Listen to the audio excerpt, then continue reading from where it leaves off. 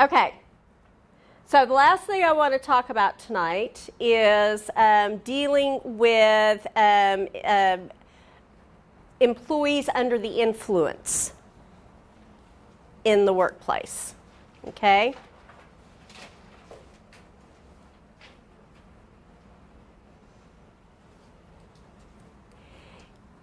If you suspect that an employee had a 3-martini lunch, you need to have something verifiable. It must be observable, and it must be going on right now.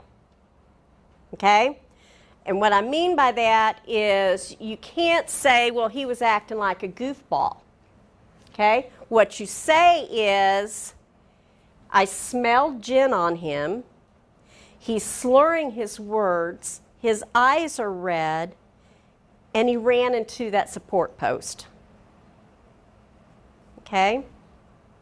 You never, ever confront an employee that you think is under the influence unless a second person can back up what you're saying. So you're going to go to one of your peers or a higher up supervisor. You don't go to one of the employees' peers, okay? And you ask them, you just kind of have a conversation with George. Tell me what you think. And have that second manager say, yeah, he reeks.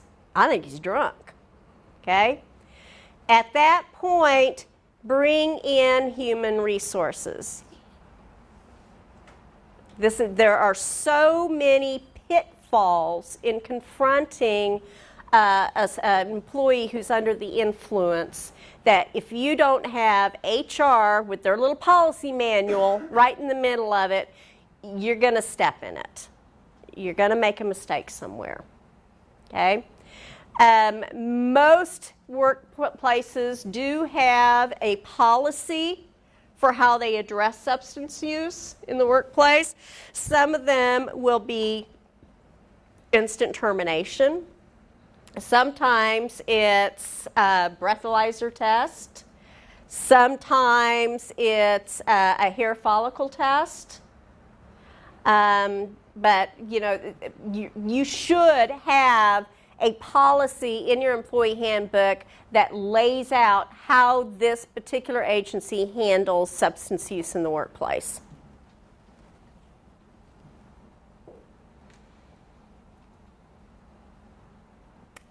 The worst thing that you can do when you think an employee is drunk on the job is to tell them to go home. Okay? Can you think of a reason why? Exactly. Exactly. You do not pour them into their car and send them home. You offer to get them a taxi. You ask them to call somebody to come pick them up, but you do not allow them to get in their car. Now, does that mean you tackle them as they're running out the door? No. But what you do is you say, Fred, if you open that car door, I'm calling the police. And then after that, it's up to them, and by golly, you better be on the phone with the police immediately to limit your own liability. Can you ask for the keys? Is that unethical to do that? I don't think it's unethical. Do not wrestle them away from them. Don't grab their purse and start digging through for the keys, anything like that. But just like with a friend in a bar, you know, it's just like, hey, how about handing me your keys? You can do that. And if they refuse, you really don't have the leg to stand on. Just please understand, I want you to be safe, and if you get in that car, I'm calling the police. That's all you got. Okay? One of the things that I got to do in the EAP that was a whole lot of fun is since I handled an aircraft company, DOT, Department of Transportation, regulations on alcohol and drug education for managers was mandatory every year.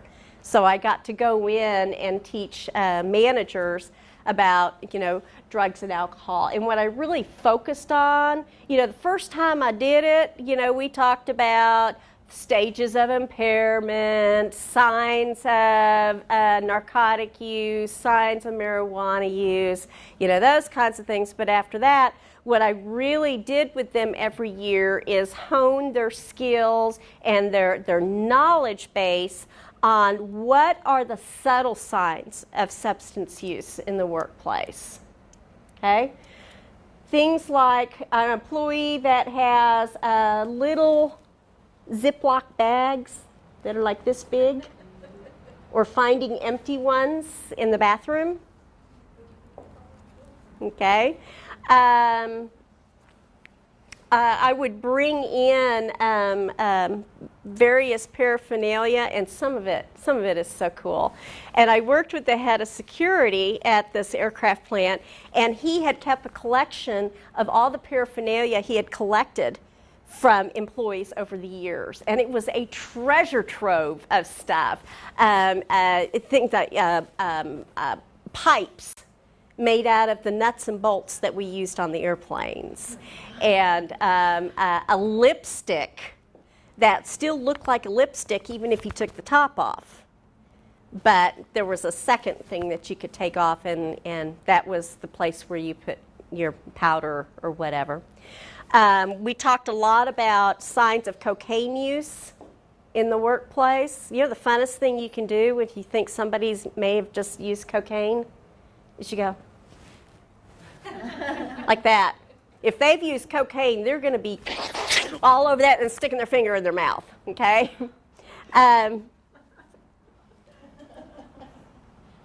We had Coke cans that had been made into makeshift bongs. I don't want to see any nodding heads in this room. I'm sure that nobody in this room has touched the devil marijuana, okay? What else did we have? We talked about tweaking. Have you all had the opportunity to witness tweaking at this point in your career? It's an involuntary, and I mean, it is weird. And they have no idea they're doing it. It's a side effect of methamphetamine use. And now I'm rubbing my nose and feeling self-conscious about it. But we would talk about that and what it looks like, okay? Syringes, used syringes showing up in the bathrooms. Lots of sniffing that's just chronic. It's called doper sniff, where they, I mean, it's irritating. If it were my dog, I'd send him outside. It's just incessant kind of thing. And we would talk about things like that, and that was a whole lot of fun.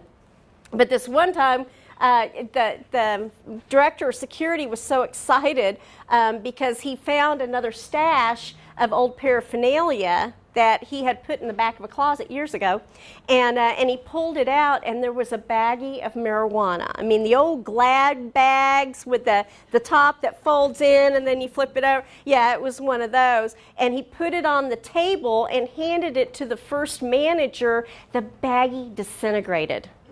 And this man had ancient marijuana all over his fingers. It was an awkward moment.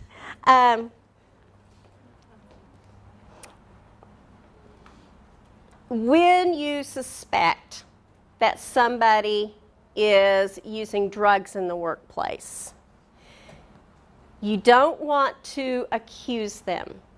And the classic example is somebody going into the bathroom stall, and you go in right after them, and there's an empty syringe in there.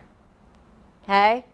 That may seem like a duh on one level, unless this person has cancer or has diabetes and just took an insulin shot, or is self-administering allergy shots. There are all kinds of logical explanations. Somebody who sniffs constantly could have a very severe allergy. Okay? Somebody who is super congested all the time, that could be a sign of chronic cocaine use, but that could also be a sign of a sinus infection. So you have to be very, very careful. And again, I know I've said this earlier, but I want to say it again. Anytime you are confronting a problem employee about anything, you need to control that interview. You need to maintain control of it. Okay? And so watch out for the excuses and the defensiveness and that kind of thing. She says, well, I'm not sure what's going on right now, but I know that you are not okay right now, and I'm worried about you. And so we're going to go over to the emergency room, okay, and get a blood test or get you checked out or something like that, okay? But you have to be very, very careful about accusing them of drug use. I think the funniest one I ever had is I work in child welfare, and one of my paraprofessionals, we got a phone call. She was already constantly late for work or coming to work with headaches and having to go back home and things like that. So she was already a problem employee, and she had already been written up once or twice. And then we got a phone call, an anonymous phone call saying, I saw her out using meth with one of your clients last night. And so the way I handled it was I called her in, and I said, and I had the policy in hand, and fortunately we had policy that said if someone in the community alleges drug use by one of our employees, we test them. Okay, so I had that policy, and I sat her down. I said, listen, we got a call. We don't know who it was from, but they said they saw you using methamphetamines with such and such a client last night. And she went from 0 to 60 immediately. And this woman was very, very large. And she stands up and she grabs her stomach. She goes, does this look like the body of a meth user? And started screaming at me. And I'm saying, honey, I'm not saying you are or you're not. I'm saying it's our policy to always err on the side of caution. You know that. And she ended up just running out of my office, screaming. My office was in the very, very back of a large building, and she screamed all the way out the front door, F-bombs crashing everywhere, about how she quit. And so that was the easiest termination I ever did. She did it to herself. But I was very careful not to say things like, I've suspected drug use from you for a while. Okay, I didn't bring up her other write-ups. I didn't bring up her work performance. It's a matter of policy. When this happens, this must follow. And that's the way it is. What do you do? What is your policy if they refuse to take the drug test? Termination. On that? Yeah. I didn't even have to do that. I wrote paperwork, job abandonment. It was wonderful. It was a beautiful moment. So it's safe to say that the easiest first way to do it is find a policy that addresses the situation and watch where it goes. Exactly. And drug policies will vary madly. One place will say immediate termination. Another place will say under what conditions we will drug test. What kind of drug test? Is it a hair test? Is it a blood test? Is it a breathalyzer? P-test? Whatever. But they can be very, very specific. Unionized environments tend to be very supportive of the impaired employee, mandating treatment, employee assistance, a year follow-up, random testing. And my opinion is that's the way to go. Because if you can salvage a person who used to be a very valuable employee, you can get that very valuable employee back again, and you don't lose their years of tribal knowledge about your clients and the workplace and the community. It's a lot better for you. I tend to not worry so much about what's in the best interest of my employee because, again, I'm not their mother. I have to think about what's in the best interest of our clients and our mission. Yes, sir? How's this complicated by synthetic drugs that we don't really test for?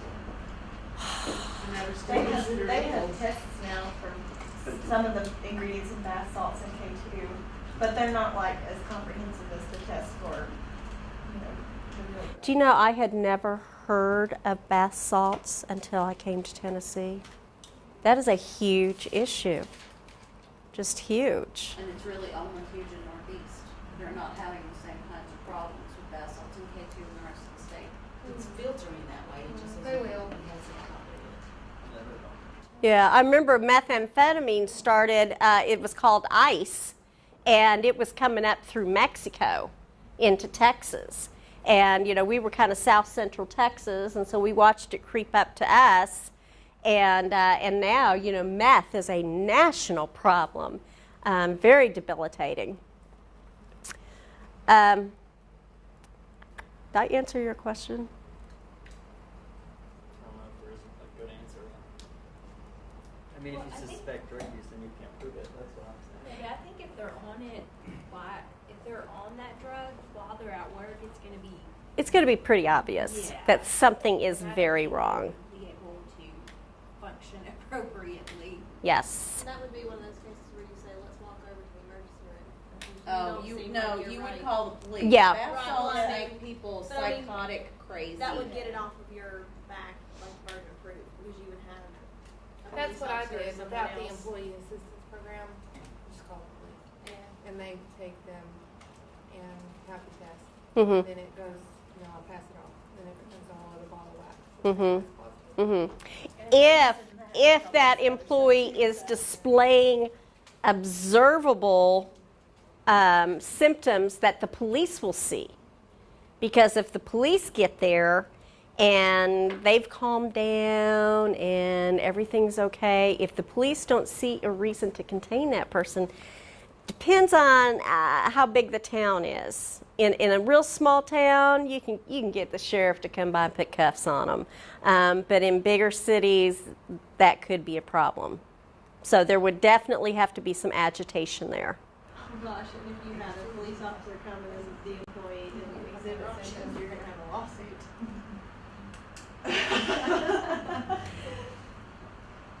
Yeah. Yeah, and that's starting to sound like a theme in here.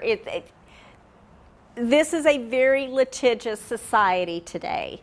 And you have to always think about how this could come back and bite me. Okay? I am a big fan of forming a relationship with your company attorney, whoever that is.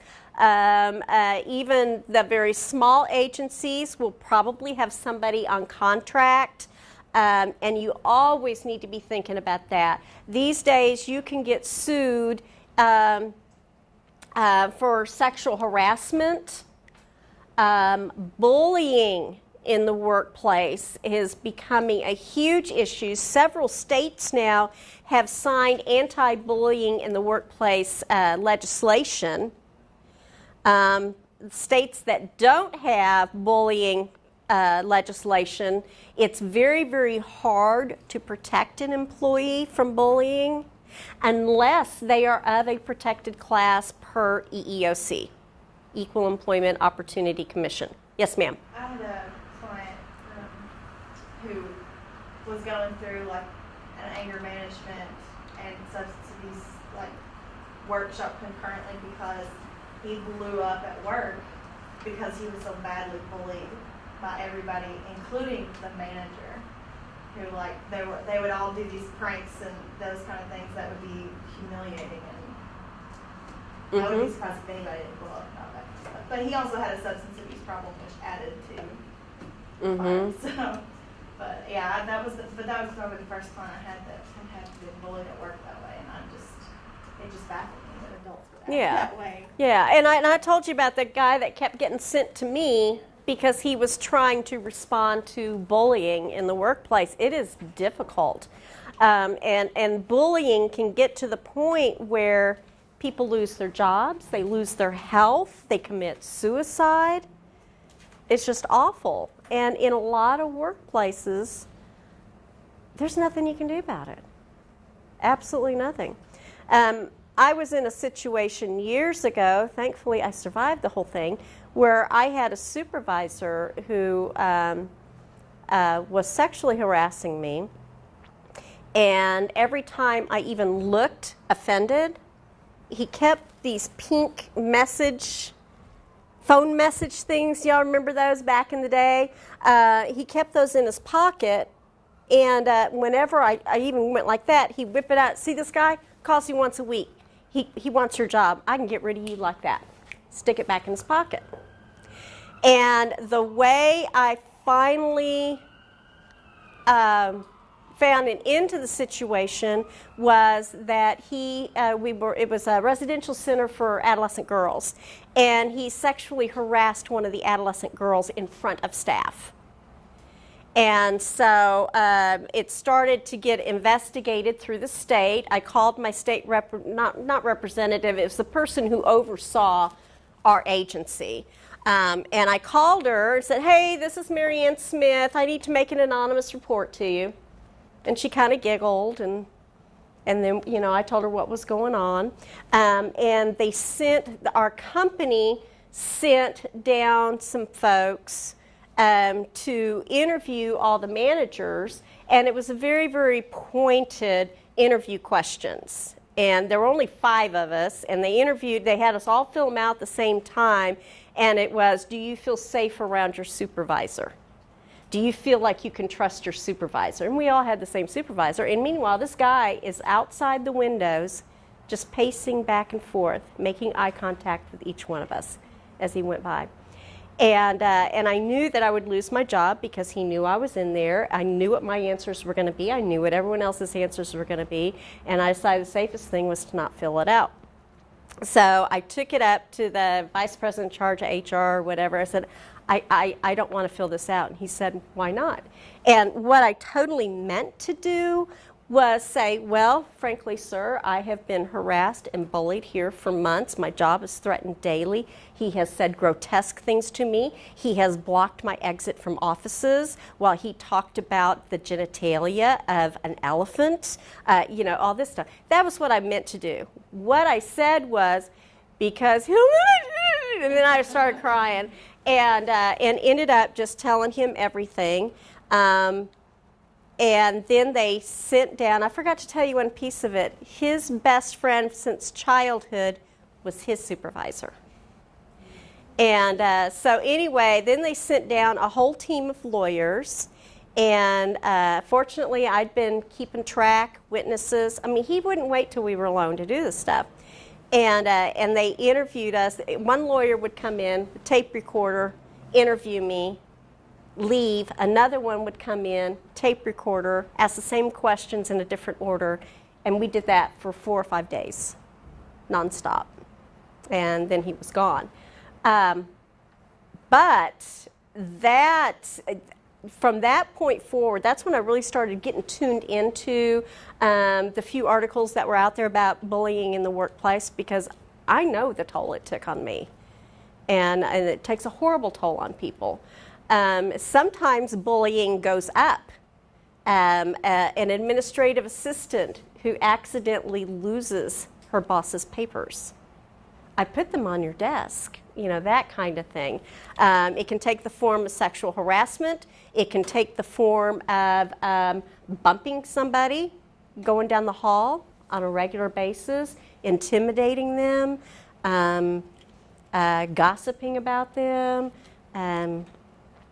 all kinds of things. And it's a huge issue, and a lot of times it is just flat not addressed, especially if it's a male supervisor that's doing the bullying. Because the good old boy network, that's, well, he's just a go-getter. He's just aggressive. Okay. So what else do y'all want to talk about tonight?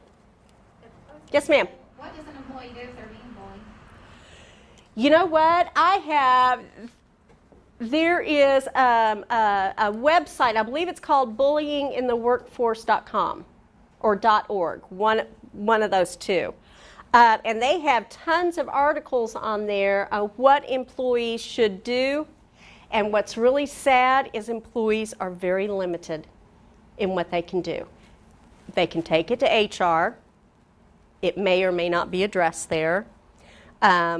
If they are in a protected class and the bullying addresses their sex or their religion or their nationality or their skin color or something like that that's covered under EEOC, then they've got the whole EEOC behind them.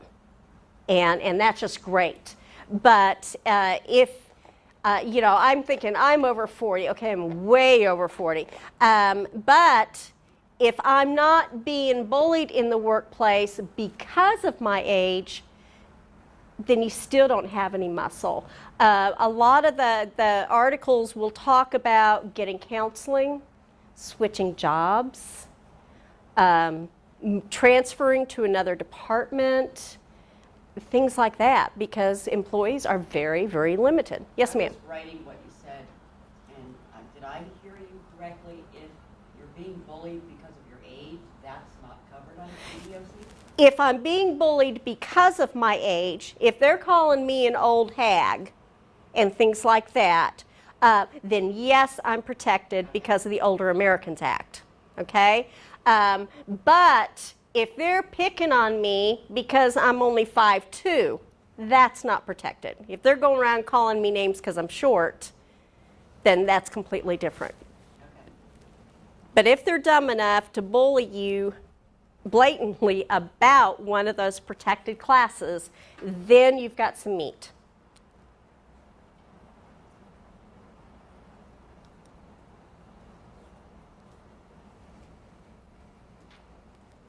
What other questions? Yes, ma'am. I was wondering about the relationship between the EAP and the company, like with your guy that was being bullied, are you able to call and say, look, this has to stop, being bullied? Yeah. Thank you. That's an I'm sorry, I forgot to even talk about that. When an employee is mandated to the EAP, limits of confidentiality, I'd have the employee sign off on it when they got in there, and I would report back to the supervisor whether the employee showed up, whether I had made any referrals, or basically whether the employee was cooperating. But other than that, I was very limited in what I could say to them. And in that case, I would not have been comfortable talking to the supervisor about it anyway, because the supervisor was one of the bullies. So there wasn't much I could do. Yes, ma'am. What would you do if you had from the same department or within the same company employees coming to you being referred for the same problem? It wasn't a supervisor problem. You recognized a pattern. Would you then be able to go to the supervisor and say, you have a pattern, an issue Yes. here, and you need to find the source of the problem? Yes. If those employees had come to me voluntarily and I could shield their identity, then I could do that. I could also do that if the employees gave me permission to do that. But, I'd have to say, I don't know if this will work or not, but wouldn't it be helpful if your supervisor knew about it? Got a chance of things changing then. Limits of confidentiality. If an employee comes to you and says they're thinking about bombing the building, you have a duty to warn, and that's one of the limits of confidentiality that they sign off on in the beginning. And so, yes, in that case, I would call the police. And TerraSoft, have y'all studied TerraSoft? It started the whole duty to warn thing in California because a counselor knew that a client was thinking about hurting another person and did not warn that person. And And so anyway, that's what started it. And TerraSoft is one of those things. Every time you take an ethics course, which you will do every 2 to 3 years for the rest of your professional career because it's required for licensure, you'll read again about TerraSoft. But basically it says calling the police is not enough. You also have a duty to warn the intended victim. So if they tell me they're going to blow up ETSU, yeah, I'm going to tell ETSU. And the thing is when you have to break somebody's confidentiality, no matter that they've already signed off on it, it's still going to feel icky to you. Because we're social workers and we want people to trust us and confide in us. And when we have to break that confidentiality, it's not going to feel good. And I can still remember the first time I had to do that, and I felt dirty. I felt like I had betrayed my client somehow. And it happened to be a 4th grade girl. But that's what you got to do. And it's the right thing to do. The last thing you want is to have somebody's death on your hands for the rest of your life. So sometimes you got to. Have you ever seen anybody going into insulin shock? What does that look like? It looks like a mad person. My husband works with a man very close proximity, and he goes into insulin shock quite frequently. He's an older gentleman, and my husband has to physically restrain him because he will knock someone out. Wow. He gets extremely violent. Well, He's an older employee in their condition, so he's been very fortunate that they have held his shoulder. And it's very scary. They also can appear intoxicated. And My smell husband- intoxicated. Yes. My husband's type 1 diabetic. When we first started dating, he went low sugar on me the first time, and I called his best friend because I didn't want to call his mother because I thought he was using drugs. I called his best friend, and that's when I found out. Probably could have mentioned Yeah. Yeah, there was a huge lawsuit. A city got sued because the police cuffed a guy that had low blood sugar, looked drunk, smelled drunk. It's something about, is it the ketones in their breath? It's kind of a fruity, brandy-ish kind of smell. And they took him to jail, and he died because he needed his insulin. And it was a huge lawsuit. And the first things the law officials will ask if they, even on TV and the cop shows, they will, when they bring them in, the judge, are you diabetic? Do you have to take insulin? Or a lot of times they'll even poke. They'll have to poke the finger to see, do a sugar check on the blood. They're super abnormal. Which they should ask because that happens. yeah. I Yeah. just want to make sure I got that right, and I don't publish it with the camera over here, because I just found out that an employee that I have is a diabetic. Is that something that I should discuss with them? Absolutely not. I should not discuss that. Not unless they bring it up to you. Well, she actually did, because I didn't know, but she had a string, and I was like, yeah, that's string, but it was her pump. Uh-huh. So, I mean, and then she went in to explain what the pump was. So, I mean, I would hate for her to be somewhere else and people not know it, and then her maybe have an episode. Yeah, she needs to be her own best advocate. I know the bracelets are ugly, but that would be a good idea, but it's not your call. Okay, I shouldn't even say anything. I mean, she gave me the information, and I Right. should not. Okay. Right. Yeah. So at this point, she brings it up. Y'all can discuss it. Let her educate you on type 2 diabetes, but you don't bring it up to her. You don't question. You don't wonder if it's possible that you're having trouble staying awake today because you haven't had your insulin. That is not your place to do it. Okay? What you can say is, I noticed you dozed off at your desk a few minutes ago. Are you okay? Is there a reason for that? But you don't speculate, okay? Or you're going to step in it. What else? Yes, So ma'am. what do you do with an employee who has a medical condition or a a mental health condition that they're being treated for. Uh-huh. And they miss work, but they have doctors' excuses for that. Extensively.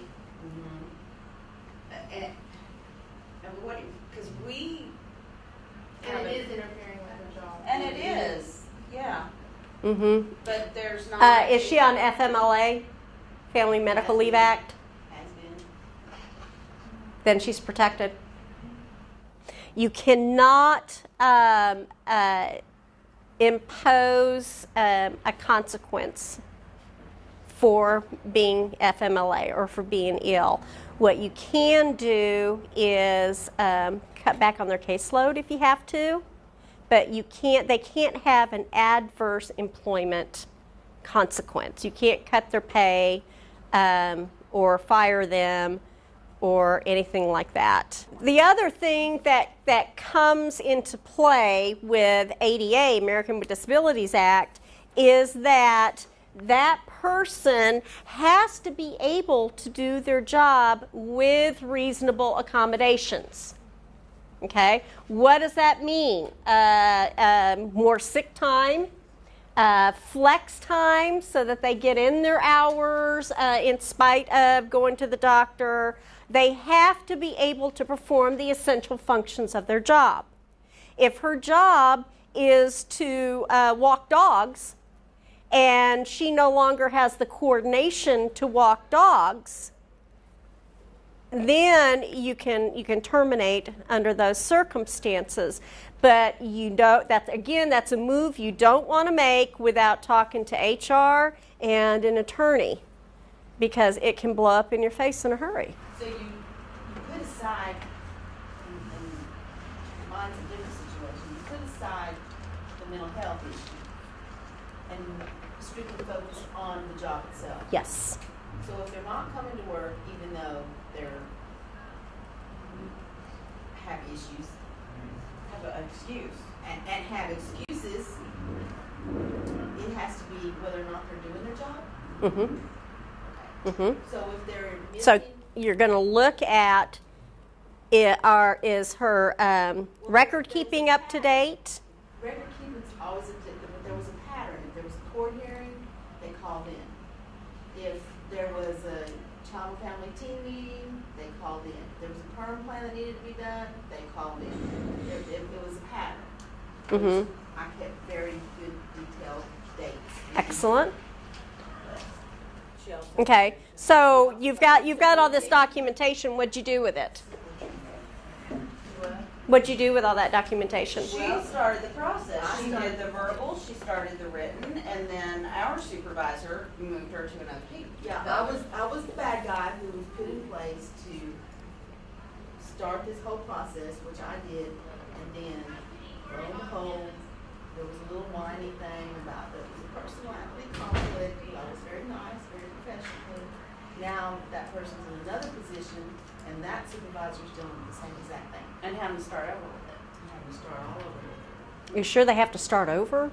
Because it's not technically the same job description. Oh. So you can't keep it under the same, Mm-hmm.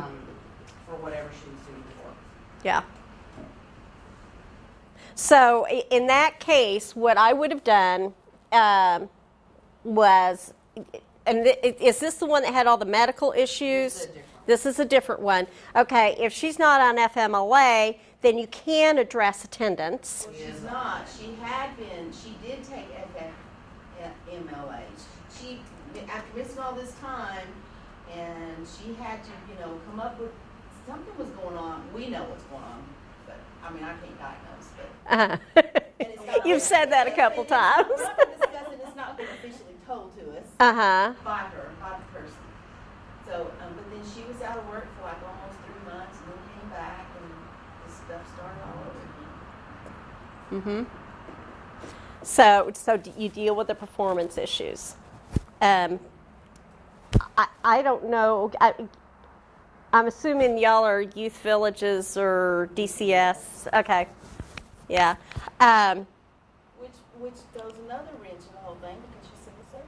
Yeah. Only shortly. Yes. I have heard that y'all's system is like from the 1930s, and it's very difficult to get rid of It's employees. next to impossible. Yes. For who? Yeah. Yes, ma'am. I worked for a hospice facility. We had an employee who was diagnosed with cancer. He went on their FMLA, but they were a vital key member, and we needed this person to be physically able to provide support and do not call particularly. When you talk about a sticky situation, being a hospice employee and for some reason letting this employee go, how it would look upon us. So after she exhausted her FMLA, we had to go from the point of view that she was not physically able to meet the demands of the not on-call process, never with an indication that she had an illness of any sort. That she was just in black and white, not meeting the policy guidelines for her job description, and totally leave that facet out. Good. It was just a horrid, because we still got some backlash because we had to let her go from the facility. But it was a disservice to the clients that we were providing service for, because she was not physically able to do it. Yeah. Well, that's just sad. Yeah, it was. Yeah. Yeah, I think that the state, we have that where they can't come back with any restrictions. Yes. So I think that's how we get around that. Yeah, I've dealt with several situations where somebody developed severe carpal tunnel from running rivet guns for 20 years and could no longer grip the rivet gun, and then they couldn't do the essential functions of their job, and so they were let go. And it really is, it's sad when that happens, but I mean, what other options do you have? You'd have a workforce with a room with cots in it for people to rest all day, and that's not getting the work done. Okay. What else, guys? Y'all want to go ahead and get out of here? Okay. Did everyone sign an attendance sheet?